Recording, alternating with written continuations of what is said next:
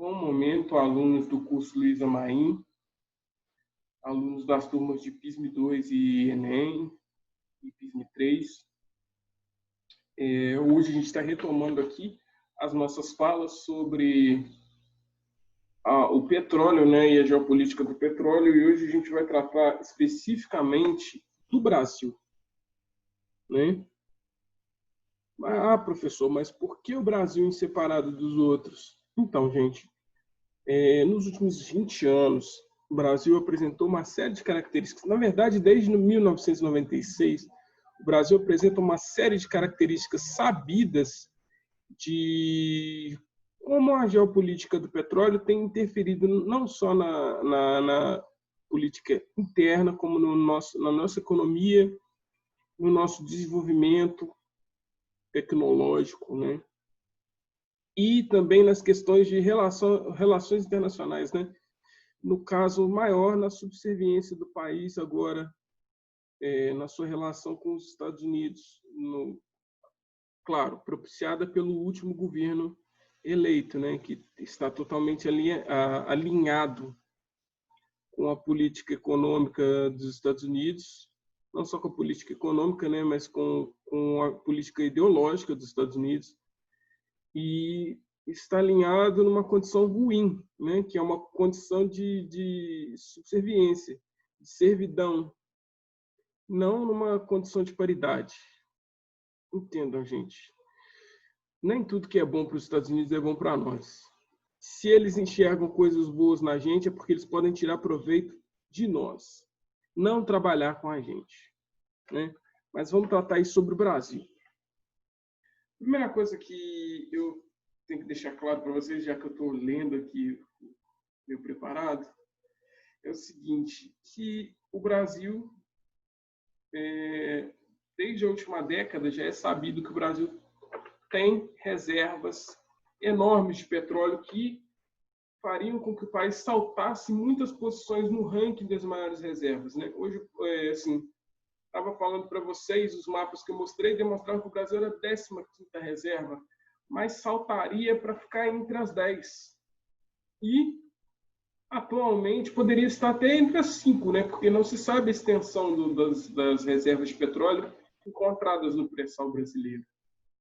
É muito importante saber disso, porque, graças tanto aos governos de esquerda quanto os governos de centro-direita que governaram o país até 2018, a gente teve aí todo um planejamento para que essa produção fosse em grande parte nacional. Por que eu digo em grande parte? Era projeto dos governos de esquerda, do governo do PT, que o Brasil, a partir de 2013, passasse, né, a desenvolver tecnologia para a produção de petróleo, para a extração de petróleo, refino de petróleo, dessas reservas de pré-sal. Mas o que envolve essas reservas de pré-sal? Envolve emprego de tecnologia que o Brasil hoje não detém, né? Ou detém, mas muito primariamente, muito pouco. Então, isso dificultaria a exportação, porque são águas profundas. A camada de pré-sal é grossa, né? Então, teria que haver um processo de perfuração. Isso envolve, se não for feito da maneira correta, envolve risco ambiental. Então, para que houvesse esse desenvolvimento tecnológico e essa extração, deveria haver meses de pesquisa ou, pelo menos, parcerias com empresas que detivessem esse conhecimento e essa tecnologia, né? E o Brasil, até 2013, caminhou nesse sentido. Mas o que aconteceu em 2013? Operação Lava Jato. Operação Lava Jato, entre outras operações de combate à corrupção, ela deflagrou investigações sobre a Petrobras, envolvendo propina dentro da Petrobras, né? Que, por exemplo, abasteceu a reeleição da Dilma Rousseff. Se isso corresponde a fato ou boato, a gente não tem certeza. Mas o fato nessa história é que isso foi julgado e as pessoas foram condenadas por isso. Né? Se correu o devido processo legal, eu não sei dizer, não sou um jurista para avaliar. Eu estou aqui como geógrafo avaliando a situação do que envolveu, certo? E tentando passar para vocês esse conhecimento. E a gente tem que ficar atento à seguinte situação. Quando a Operação Lava Jato vem e interfere nessas questões políticas, não só na Petrobras, mas também nas empreiteiras, nas grandes empreiteiras nacionais, que seriam responsáveis por fazer essa engenharia bruta, essa engenharia pesada, e contribuiriam com a tecnologia, né, com o desenvolvimento tecnológico para a extração de petróleo no pré-sal. A Petrobras, a princípio, tem uma diminuição muito grande no seu valor de mercado. Então, o dinheiro diminui. E enquanto as empreiteiras quebram, até falir. A Odebrecht, que era a maior empreiteira do país, né, com negócio por toda a América Latina e alguns países da África, ela sofre processo de quebra, entra em falência, né, e agora está em processo de recuperação judicial para pagar os dividendos, pagar credores, mas ela diminuiu muito o tamanho. Né? De uma empreiteira que tinha em torno de 150 mil empregados, hoje ela não tem 12 mil. Ou seja, ela caiu muito mais que 90%. E isso foi fundamental para a desistência da exploração do pré-sal por enquanto. Mas, dando um salto no tempo, aí, partindo para o ano 2019, né, quando assume o governo Bolsonaro, o governo Bolsonaro já fez questão de leiloar campos de exploração de petróleo. Né? Leiloar para quê? Para quem? A princípio pensava-se em fazer dinheiro com esses leilões do pré-sal de empresas internacionais, mas essas empresas não tiveram interesse. E acabou que 70% dessas áreas que foram leiloadas foram compradas pela Petrobras, ou seja, uma empresa estatal comprou o direito de exploração que anteriormente era gratuito.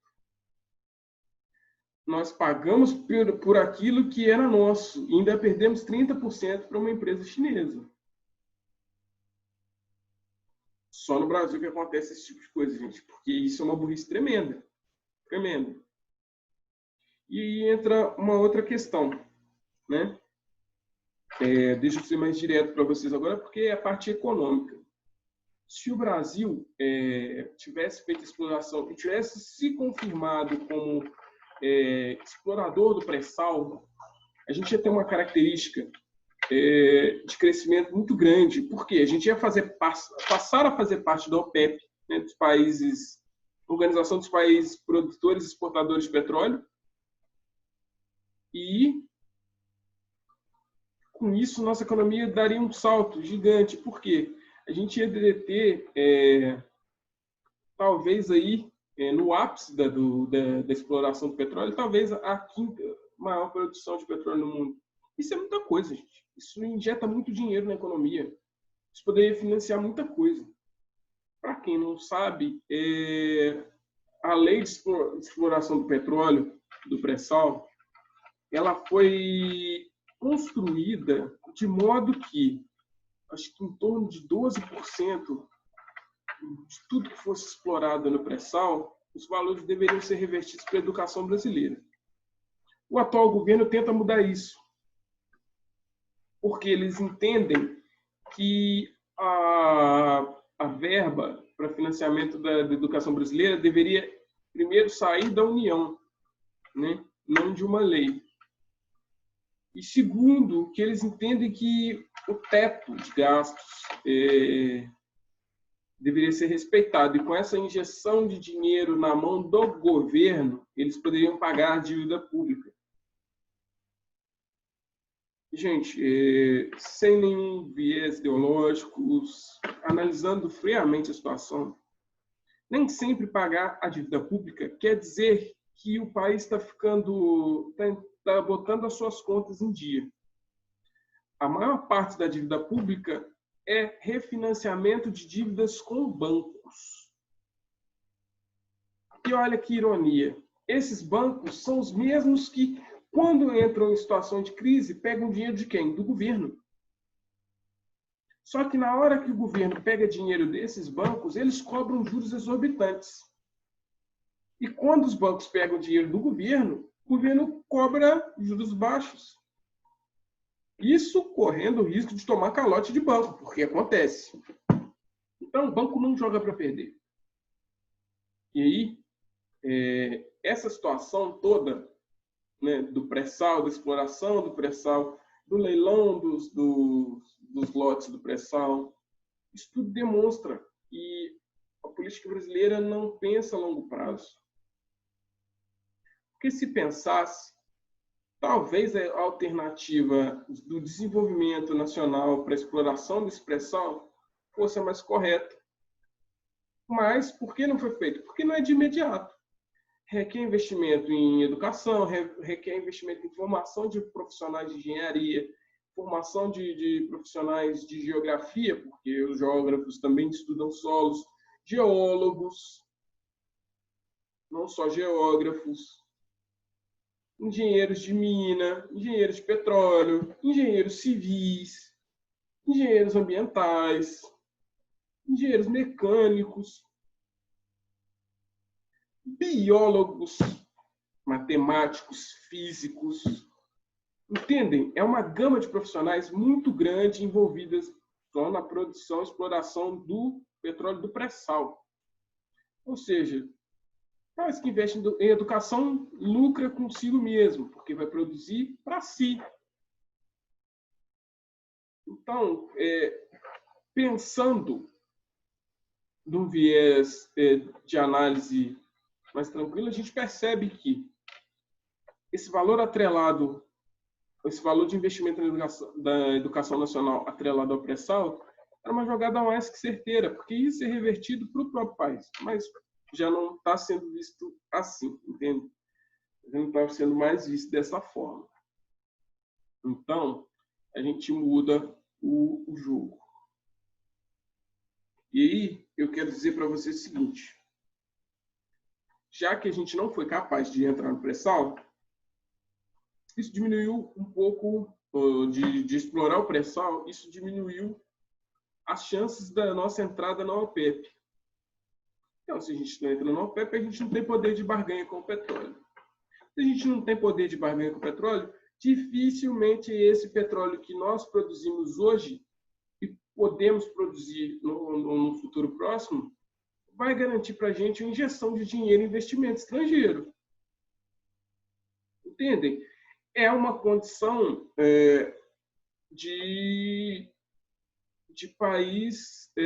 a gente deixa de ter a possibilidade de ser um país protagonista na geopolítica do petróleo para ser país coadjuvante, dependente de outras nações, entendeu? A gente deixa de ter autossuficiência em petróleo, que era um planejamento dos governos de esquerda, a exploração de royalties, que ia financiar o crescimento das cidades, principalmente cidades litorâneas. Então, a gente só perdeu com essa falta de planejamento. Uma coisa que eu quero deixar bem claro para vocês, o papel da Petrobras, ele é fundamental. Ah, professor, mas o petróleo está caro. Ah, o presidente vive falando que Petrobras não dá lucro, que não sei o que, não sei o que. Isso é mentira, gente. Isso é mentira. A Petrobras, se bem gerida e bem estruturada, ela pode fazer com que o preço da gasolina diminua, porque o preço da gasolina só está alto por conta das distribuidoras e não da Petrobras. Para quem não sabe, as distribuidoras já foram privatizadas. Então, mesmo a distribuidora BR Distribuidora já é uma empresa privada, mais privada do que pública, né? Ela tem, eu acho que mais de 51%, acho que 57% na mão do investidor privado. Mesmo assim, eu acho que o Estado brasileiro é o maior investidor, né, com 43%. Mas não tem... Esses sócios juntos garantem a maioria, né? Então, se a Petrobras estiver bem estruturada e produzindo legal, gerando lucro, gerando emprego, gerando tudo que o mercado brasileiro precisa, ela diminui o preço do gás, diminui o preço do combustível, diminui a produção de energia, porque as termoelétricas são parte essencial da composição de energia brasileira. Diminui o preço dos alimentos, porque para ser transportados eles vão custar menos, né? Vai ter menos, a gasolina vai ser menos cara, o combustível vai ser menos caro, então o preço diminui. Ou seja, investimento numa estatal forte e produtiva é lucro para o país, não necessariamente prejuízo. Nem toda estatal gera prejuízo. Por quê? Às vezes a estatal que a gente enxerga, e cito aqui o exemplo dos Correios, que a gente enxerga como um serviço ruim, como um serviço precário, sem ela vai fazer falta. Por quê? A Petrobras não. Os Correios, eles têm uma função estratégica. Eles entregam em todo o território nacional. Uma vez privatizados, a gente não tem a garantia que as empresas privadas que comprarem os lotes dos Correios vão fazer essa distribuição nacional. Por quê? Porque elas precisam lucrar. Se a entrega não rende lucro, gera prejuízo. Prejuízo ninguém quer. Então, se gera prejuízo, eu corto ali. O serviço dos Correios no Brasil, ele tem uma característica muito peculiar. Por quê? Para cada cidade que dá lucro, ele alimenta 4, 5, 6 cidades que dão prejuízo. Então, é meio que um serviço casado. Tá certo? Entrei aqui nos Correios para vocês terem noção das estatais. Mas, para finalizar sobre o Brasil, a gente tem possibilidades de ser protagonista na geopolítica do petróleo, desde que a nossa produção aumente. Desde que a gente saia dos 15 maiores e entre nos 10 maiores, nos 5 maiores produtores de petróleo.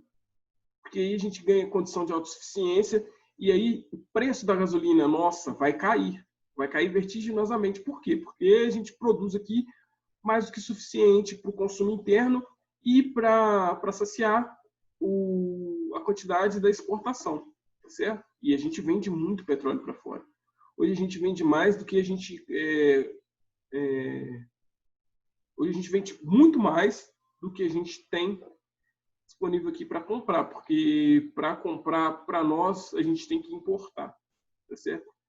Um bom parceiro de compra de petróleo era a Venezuela, mas o governo, desde o governo Temer, a relação com a Venezuela já não é boa, então a gente paga mais caro para comprar gasolina dos Estados Unidos, tá certo? Então, pessoal, estou finalizando essas aulas sobre geopolítica de petróleo.